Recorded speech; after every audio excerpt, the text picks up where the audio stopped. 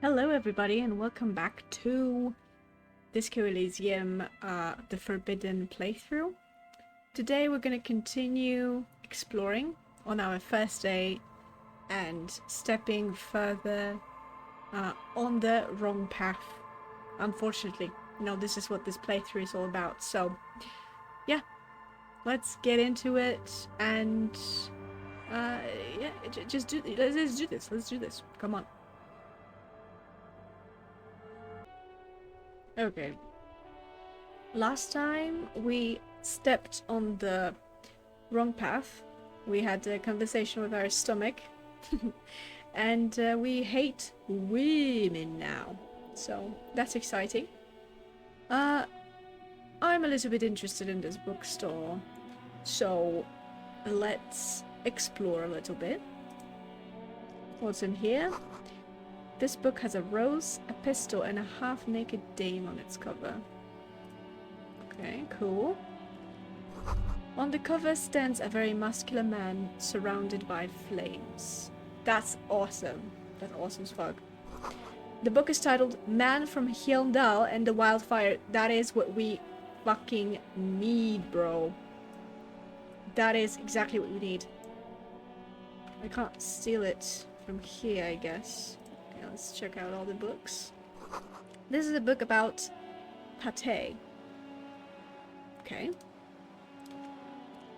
This book, you don't really understand what it is about, nor does it seem important. Okay. This book is about a boyadero culture. It promotes freedom and roaming upstream. Cool, cool. A book about the future. The government reads your mind using radio technology. Okay. Sounds too real now. Or something. There's a little girl. Do we talk to little girls? Oh! We're on the wrong path, so I'm a little bit worried about talking to little girls. Oh man. Yeah, let's just do it. It's gonna be horrible. Hello, sir. Step right in. The store is open. Hello? Are you interested in a new and exciting book? What? Oh, she stomps her feet to feel warmer. What kind of store is this anyway? It's a bookstore, sir. We sell books, postcards, and some board games. It's called Crime, Romance, and Biographies of Famous People. That's a shit name, by the way, for a store. Books? Postcards? Easy. Even a kid would know all of this. Right. Little girl, I know what a book is. Books are like very long letters with stories inside them. Duh. Duh. Yes, that's exactly it. I also know what a postcard is. It's a small cardboard picture that you can send to a friend or a loved one. I know everything, little girl, okay? You got it, sir. What about board games? Board games? Who cares about board games? No one? The police don't have time for games. I like playing games with people's minds. Yeah, I like playing games with people's minds because I think I'm smart and cunning, and I am definitely, Patrick Bateman coded. But, yeah. Remember, we're role-playing, by the way. Yeah, let's choose this one. Okay, sir. This was all very enlightening. Can I help you with anything else? Was that sarcasm? Don't fucking patronize me! Don't patronize the law, okay? Is it okay if I ask you some questions? Okay, sir. I'll try to answer any questions you have. I hope they're about books. They're not. The first one is about you. What is your name? My name is Annette, sir. My mum, her name is Plaisance. She owns the store. She's inside minding the register or organising the stock. The girl gazes at the window, then suddenly jolts, her eyes wide as if recalling something. Feel free to step in and browse our wares. And you're standing out here in the cold because? I'm signalling that the store is open. Otherwise, people might not know. They'd miss out on the crime, romance, and biographies of famous people. Mm-hmm. We're not gonna touch the kid, okay? We're not touching the child. The only child we're touching is Cuno, and the only time we're touching him is when we try to hit him, but we fail. Okay? I could help by brutally dismantling the free market. No, that's communist. That's a communist thing to say. I should have a word with the store owner, maybe? Hmm? You shouldn't be working, little girl. You should be cooking and, I don't know, cleaning something. Getting ready for your future. Right. Fucking horrible. What I just said, but okay. It's a roleplay, it's a roleplay. I should have a word with the storekeeper. Store owner, maybe. Oh no, sir. I'm happy to help Mum by luring in customers. Besides, I have some hot juice in my vacuum bottle to keep warm. Hot juice? What the fuck is that? Shouldn't you be at school or something? I do my studies at home at the moment. I have to help Mum keep this place running. School stupid. Isn't going to school more important than this? Mum says it's necessary to do both because it builds character. Mum says a proper worker is dutiful. That's how you get ahead in life. You succeed. Right, and girls shouldn't go to school anyway, right? There is stress and unease behind these words. She's reciting etiquette. And how is the business going? Mum says it's peachy. She was a little afraid at first. There's talk about this house being cursed. Cursed? In what way? Cursed in the way that makes them say that no business has ever really thrived here, sir. That they all go... She's looking for the right words. I'm not gonna help you, child. Well, they run out of money and have to stop doing business. Right. Sounds really serious. Yeah, we are the actually kind of person which uses logic and reason and facts, don't care about your feelings or about your zodiac signs. So, we're not believing in the paranatural this playthrough. No, sir. I don't think curses are real. And you're fucking stupid. They shouldn't be, but they seem real. Anyhow, they say that these grounds are doomed for businesses. There must be an economic reason for this. Exactly. Or a, evolutionary reason. Or some other shit like that, right? One could say that entire economies are doomed and they tend to crash every once in a while. It's just regular trading and selling of things, child. It doesn't work out for most people. You're not doomed, but your mother should learn from their mistakes. Yeah, we're hustling, so yeah, we know how the market works, okay? Child. It's just regular trading and selling of things. It doesn't work out for most people. It won't work out for your mom. Of course, sir. She doesn't know what else to say. What is this crime business? Crime fiction is about murders or burglaries or things like that, and the work of a policeman or a private detective who's trying to solve a crime and catch the criminals. Wait, not crime fiction. I need to know what crime is. We're not that stupid though. Not this playthrough. Why would anyone want to read about crime? Okay, I get it. Crime murder gets the people going. I guess we can ask. It's exciting to people, I guess. They get to imagine dangerous things, and it's kind of like a puzzle, where you can guess who the criminal is, or how the good guys are going to catch him. I'm a policeman myself, by the way. You don't look much like a policeman. She examines you as if to find something policeman-like. Well, what does a cop look like then? Didn't mean to offend, sir. Sorry, sir. Tell me. It's just that you don't look like Dick Mullen. Oh. She points to a book cover on which you see a strapping Vespertine officer. He stands grimly over the body of a dead woman. I used to be exactly like Mullen. Then I decided to live a little. Nobody actually looks like that guy in the picture. That's just a stupid fantasy of a man. No!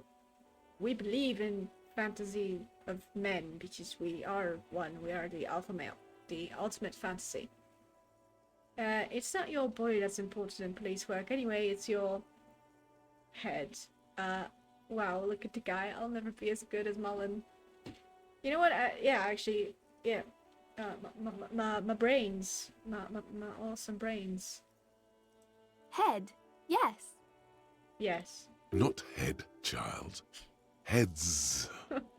Whoa, what the fuck? Flexibility. There are millions of different people out there, and you have to get into their heads. Sometimes you gotta be the killer to catch the killer. Isn't that very dangerous? She examines the picture of Dick Mullen. Policemen live and breathe danger. Little girl, Mullen obviously lacks the chameleonic skill. Unlike you, sir. He's just a fictional character. He's no match for you. Of course, of course. Maybe you can show me some real police work, sir. Like in the books. The cover image of Dick Mullen seems to stare at you with harsh approval. Maybe later, maybe later. What is romance? It's the type of book where there's a rich lady and she has to choose between the good man and the bad man. She smiles at the thought, perhaps imagining herself in that situation. Or there could be a story about a poor lady getting a rich man. It's about man and lady business, sir. What about a poor man getting a rich lady? What about when both of the men are bad? What about when everyone is poor? What about a book where the man and lady business doesn't work out at all? Yeah, let's ask that. I haven't read many of those. Maybe you should ask Mum. Yeah? You think she has one about an excruciatingly painful breakup? I don't think it's a romance story if the main characters break up, though. She pauses, trying to figure out the appropriate answer. No, think about it. One where they plunge into a torrid spiral of pain and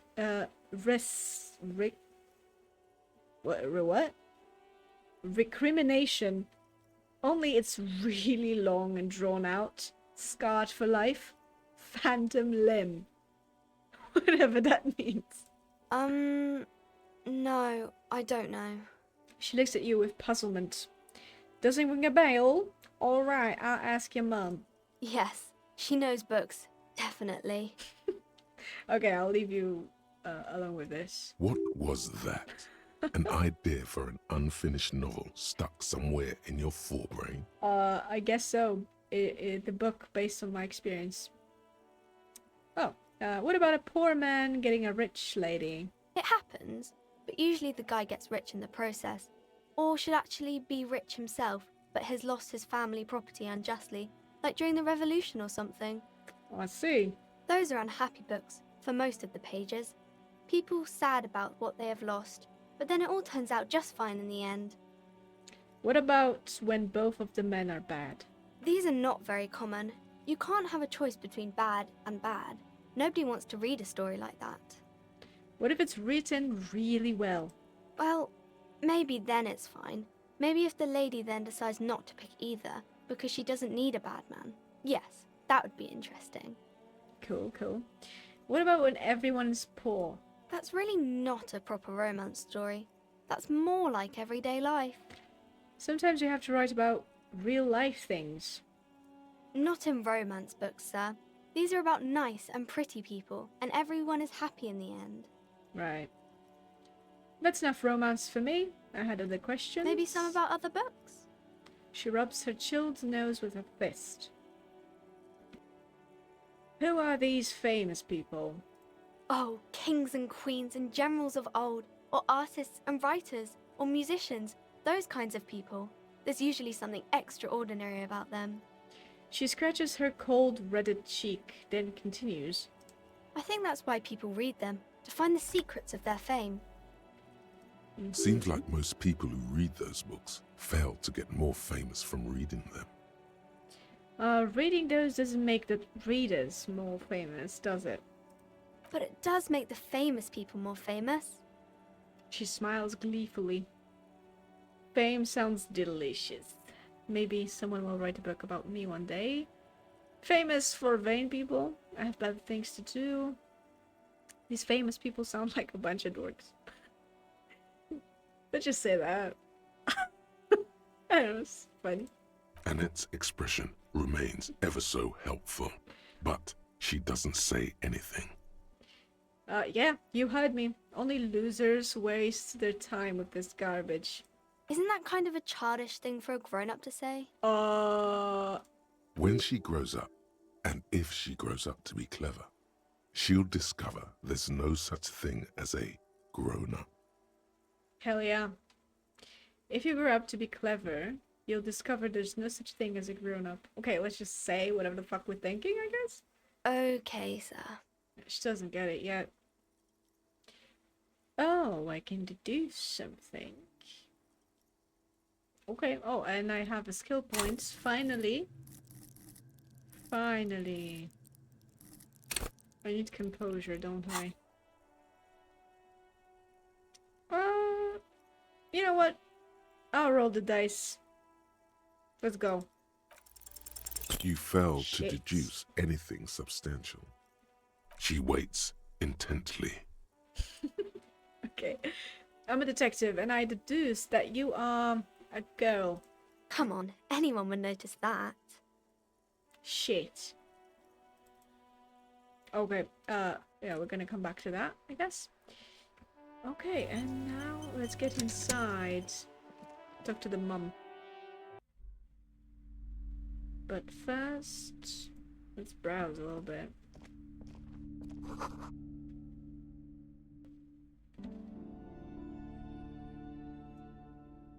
Okay, what do we have here? Let's click on all the orbs. Old sports magazines tucked away in a dark corner. What's in here? The books collect the national recipes of Arda. They are all about lake trout. Okay.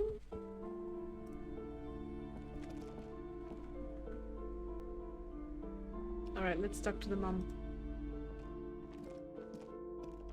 Welcome to Crime, Romance and Biographies of Famous People. My name is Plaisance. The clerk extends a greeting. Be welcome, and please take responsibility for the energy you bring into this space. Before we go on, you seem to be well off enough. Can you give me some money? I feel like there won't be an opportune moment to ask later. No, we don't ask losers for money, okay? We make money, we hustle, okay? So are you the owner of the store? I am the proudest owner of our little shop of culture. Her voice is high-pitched, as if to give it more penetration. Ew. What if I want to buy a book? Then why are you talking to me? Everything is on the shelves to browse. Don't you feel Duh. compelled to buy anything? See She those fiddle- shelves there? Go, be drawn. She fiddles with her pendant, then waves her bony fingers directly at you. So what type of books do you have? Everything is on the shelves. Take a look yourself. The shelves compel you, don't they? Alright. She smiles and nods, seemingly relieved. She doesn't want to talk. The girl outside mentioned that this place is cursed. Cursed? Who said that? Annette? I will have a word with her. This place is not cursed. It has a robustly magnetic energy. Good for commercial activity. My business is thriving, sir. Right. What in God's name is she talking about? Your daughter is the one standing outside the store, right? Annette, yes, my daughter. I hope she wasn't slacking off again with her nose in science fiction. Tell me, was she at her post doing her job like a proper girl? Yeah, you know, we're not gonna lie. Wonderful. Did you talk to her? Yeah. Great. On a scale of 1 to 10, how compelled were you to buy books after talking with her? I'm not gonna grade a human being. I don't do that. Well, I definitely do that. So let's give her a 5. I felt some interest. I guess it's better than nothing. She'll have to try harder next time. The way you're handling her strikes me as wrong.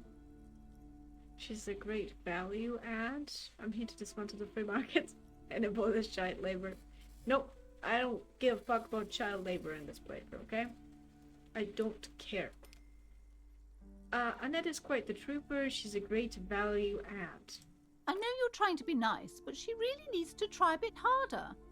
No one gets anywhere by being average. I'm not raising a financially negligent woman. Right. Let's change the subject. The woman before you scans the store, her shoulders rigid and tense. Every now and then, she nudges her glasses. Farewell for now, book peddler. I do like that. Okay, let's check out the books. We need The Man from The Hjelmdall. display rack is brimming with worn paperbacks featuring an extremely muscular, sword-wielding barbarian on the cover. Nearly all the titles contain the word Hjelmdall somewhere. Now this is what I fucking needed. This is what I'm talking about. Storekeep, tell me about the Muscle Man books. Let's look through them first. Rows and rows of Hjelmdallermen blur your vision. You make out some titles. Man from Hjelmdall and the Mammoth Riders. Man from Hjelmdall, Return to Hjelmdall. And the solipsistic Man from Hjelmdall and the Hjelmdallerman. Good God, how many are there? Maybe 100. Man from Hjelmdall and the sages at the end of the world. Man from Hjelmdall and the false god. Man from Hjelmdall and the scorched earth. Man from Hjelmdall, the Hjelmdall colonies. Man from Hjelmdall and the swamp beast. Man from Hjelmdall and the snow crabs. Is that all? Not even close. Man from Hjelmdall in hell. Man from Hjelmdall and the forest of slaves. Man from Hjelmdall under the lake. Man from Hjelmdall, Hjelmdall burning. There's even The Trial of Death, a pastoral combat game book set in the world of Hjelmdallerman. Wait, And what? so much more. The combat game book. That's right. Shiz. I am weak again. Storekeep, tell me about these Muscle Man books. Oh, Man from Hjelmdall. A very popular series of adventure novels. They're awfully immoral and violent books. Why are they so popular then? Blood and violence, scantily clad women, epic narratives, all those mystical things he encounters. They're bound to grab those with little imagination and nothing to do. Right, like me. Sounds good. Which one should I start with? What does it matter? They're all the same. However, the customer is always right, they say. So they say. If you're a novice of the series, I'd recommend Hjelmdallerman, the Man from Hjelmdall. It's supposed to be a good introduction to the series. Okay. Great. Yeah, we're probably not getting that. And we don't have enough money. Let's you know what? Wait, let me check something. Do I have the hardcore mode on? No. I don't. Good. Because it makes the game hard. Duh. Duh. But, yeah, let's just do it. Let's just do it, man. Come on. Nothing of interest. Shit. Only silence and the cosmic background pain radiation. Alright. Maybe next time. What's in here? A small mountain of colorful board game boxes. There are numerous types of games for all ages. A lot of shelf space seems to be taken up by Wirral-related merchandise. Okay. Look through the pile of Wirral-related items. An endless variety of source books, lore books, and codices litter the table. The topmost book is titled Welkin Compendium, 2nd edition. There's also a large hardbound tome with intricate cover art, The Hunters of Katawak, Boreal Creature Compendium, and a pick-your-path adventure game book titled Tales of Wirral, Cavern of Velkrag. Right. Books in a board game section? Who wants to read books? Anything that really catches my eye? There's a box that says Wirral, 3rd edition Mega Setting Supplements Module.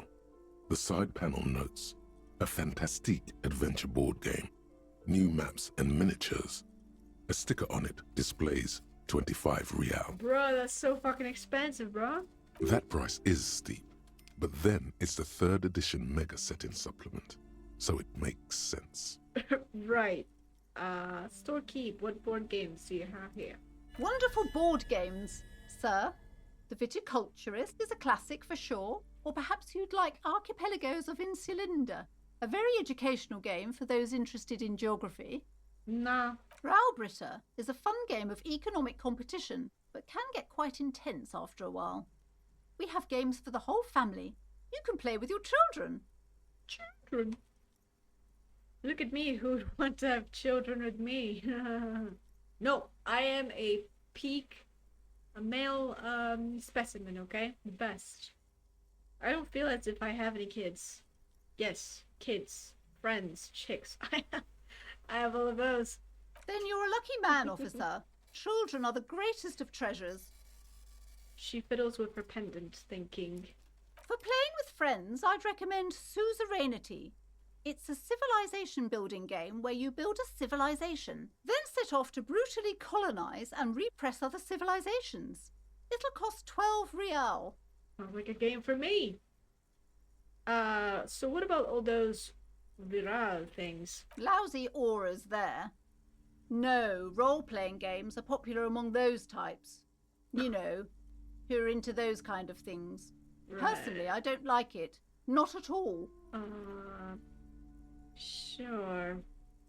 I've heard they turn people into occult enthusiasts. That they have rituals where they try to summon entities. Highly immoral stuff. You can still buy them, though. She looks at the table, crossing her arms. I mean, it's true that tabletop gamers are immoral. Oh, we have a thought. Lonesome, long way home. Yeah. Here we go. Home awaits. Walk past Station 41 and through the market, past the Boogie Street spearhead to the other side of the lake, the frozen eye at the center of the district. Then past the video rental store on the corner. There, at the end of a street lined with pine trees, a small house no larger than a matchbox. 11 Voyager Road. You no longer live there. Those times are gone. And so are those people. Why did you come here? Why are you still here? And where's the dealer? You have to get back to work. That's all you have now. Damn. Yeah, this thought is gonna be good. Learning up for perception raise to 5. Speed gives 1 side. Great. I think it goes well with my character, I guess. The build that I'm building. Oh, we have the Rivasholian Nationhood? Well, unfortunately, I think it's perfect for our playthrough. They fucked this place. Rivashol is in ruins. The Koikos and the Kips and the Armatures with their desert pygmy magic spinning tops, they fucked it. Oranese liberals and Vespertine moneylenders too. They're all socialists, especially the women and the Kips. You only have a vague idea what this means, but it's clear that a good, strong state must be erected upon the ruins, if any of us are to have a future. The shadowy outlines of this state start forming every time you close your eyes. I mean, come on. Come on, dude. Let's internalize it. Fuck it. Fuck it. Oh god, nationalist. Hell yeah. Hell yeah. This is perfect for my playthrough. It's horrible, but it's perfect, you know? Guys, check out the books up here. These shelves are overburdened with books from the same series. You see the name Dick Mullen over and over. Look through the display of books. Crime fiction is a disgrace. An asinine misrepresentation of the physical attributes of the arduous everyday work of actual police officers. These books greatly overstate the excitement of police work, glossing over how long it takes to actually follow up on leads and eliminate dead ends. What's more, they completely ignore the psychological hardships of year after year coming into contact with people during the worst days of their lives. Not a single mention of all the stress this work creates upon the officer's family. Detective fiction just doesn't tell the truth at all. Now, would you like a list of all the books found on the shelf? Sure thing. You see, Dick Mullen on the job. Get Me Mullen.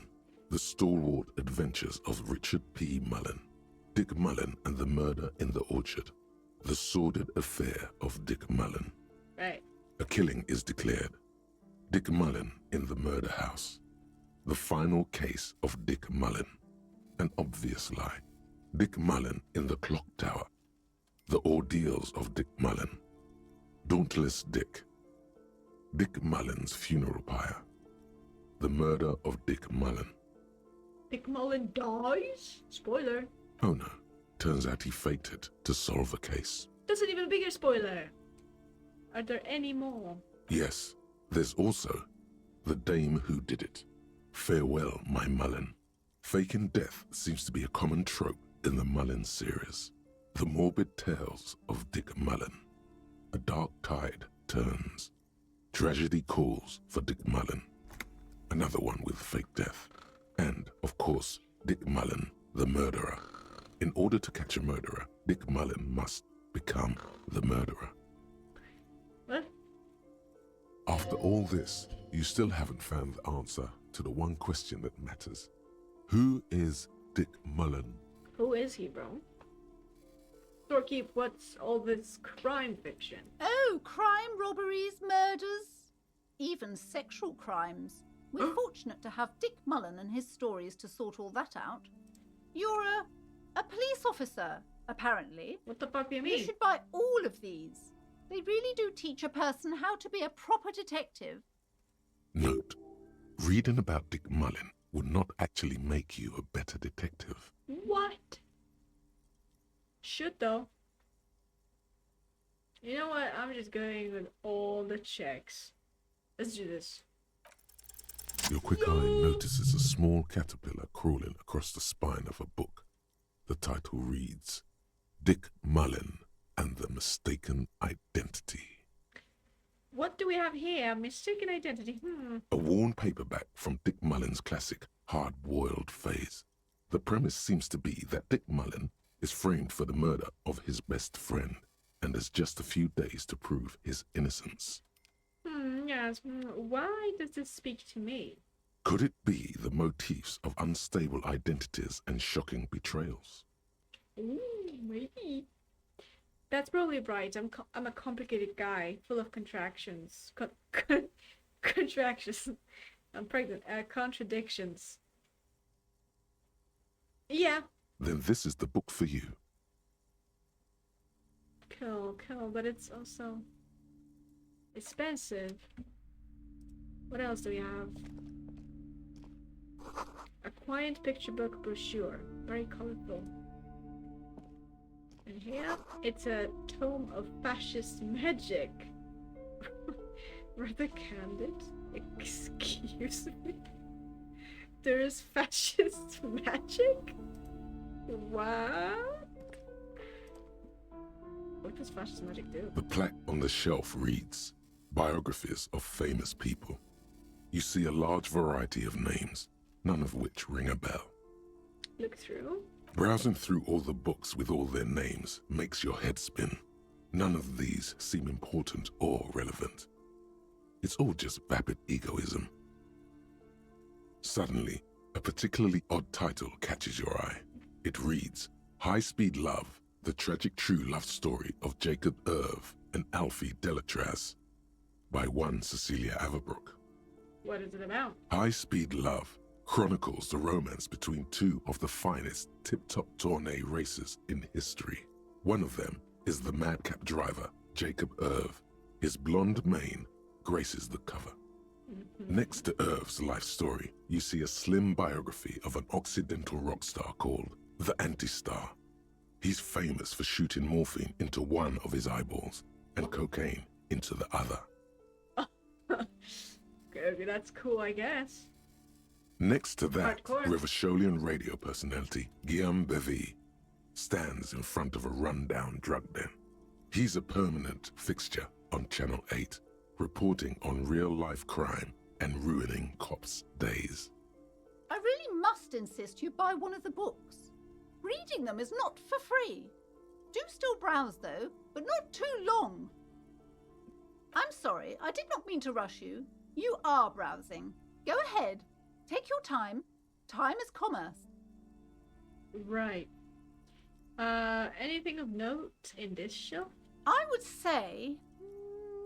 The Greatest Innocence. Yes, most certainly. It's an important educational tool, delving into the depths of history, religion, and their relation to innocentic power. Who or what is an innocence? A very influential historical figure. But surely I don't have to tell you that. You're a law officer, and law officers have at least some education. The book is also very daring. The author aims to re-examine the universal understandings of the innocentic system, creating a fresh vantage point and a shift in the tired order of things. I thought it was about which of these innocents is the coolest and the greatest. Yeah. Perhaps for a layman, deep analysis is necessary to peel back the multi-layered meanings. Do her words seem vague and abstract to you? So you recommend it? Certainly, it's prudent for a person to have at least an elementary understanding of history and society. Imagine the chaos we'd be in otherwise. Right. You feel like you should get this one. Definitely. It's important somehow. There's something personal inside. It's much cheaper than the other books, but I have no money. None. Several maps have been attached to a bulletin board hidden inside the alcove. They're held up by small pins. The board has come loose from one corner. The maps look old and faded. Your eye catches a map of Insulinda, a map of Revachol, and a map of Martinaise. Look at the map of Insulinde. This large map displays archipelagos. You see a constellation of small dots on the light blue emptiness of the Insulindic Ocean. The largest in the northeast is La Caillou. You are here. Another, far away in the southwest, Seminese Islands, Ile de Fantôme. What else? Ozon, Laurentide, Fas à la Mer, Archipelagos, North Arcade Islands. All just specks of dust on the vastness of the Insulindic. On the edges of the map, the color fades into a blur of dotted lines, black and white, disintegrating into mathematics. In the northeast, a dust mite stands on the north coast of Caillou in a bookstore. It's you. Squint first. Can you see cities on the islands? You can, on Caillou, Revachol, a single black star, on Ozon, Fondelier, and Vilmandu, on archipelagos, Croyan Moran, Villiers, on Seminine, Olduvai, and on Laurentide, Deora of the Seven Seas. 850 million people live on these little dots, an oceanic world of culture and commerce torn apart by history. Look at the edges. The ocean breaks apart into a tangle of cosines and azimuths, all pointing into pale nothingness. Windy is the north azimuth. Grad is the northeast azimuth. Samara is the east azimuth. Seol is the west azimuth. Isolas, they're called. Connections to other worlds. Words past the Incelindian, unknown to you. You only know you've never been there. You have little idea what they are. Distant stars, gods, but looking at them makes you feel almost non-existent. Whatever they are, the Isolas are immeasurably large compared to you, and very, very far away. Perhaps they are gods, gods of distance and outer dust. Bruh. Look at the map of Revachol. The north coast of a verdant island is shattered by the delta of a river. It is the River Esperance. Countless bridges put the shards back together, connecting city blocks to river islands. La Delta says a great artificial heart in the center, teeming with life forms and construction. To the east, rolling hillsides, Le Jardin, Stella Marie, the suburbs of Saint-Baptiste, swallowed up into the megacity. They sound rich to you. This is Revachol East. And west of the river. Hudon, it's somewhere to live. Not bad. Then there's Jamrock. It's bad. People shouldn't live there, but they do. Then Forberg. It's almost as bad, and much larger. Then Coal City. It's the worst. And Martinet. It's so small you can't even see it on the map. No, wait. There it is, north of Jamrock, the strip of coast next to the Greater Revachol Industrial Harbour. It looks downright despondent. It's almost Coal City, to be honest. Look at the map of Martinez. It's not really a map. It's a tourist thing. A picture postcard with buildings on it, drawn from an isometric perspective. A date in the upper right corner says 48. Still, it's detailed. Could be pretty useful for scouting ahead. You see the jagged boxes of an industrial harbour, even the whirling in rags there. Storekeep, can I buy these maps? I'm sorry, officer. The map of Martinez is the only one available. The other two are not for sale anymore. And besides, you could scarcely afford them. Okay. They're quite valuable, though they might not look it. The map of Martinez is 90 cents, though. Why is the one of Martinez so cheap? That old thing. It's an out-of-date map of a tourist location that never was nor came to be. From when some design studio people tried to spruce the place up 4 or 5 years ago.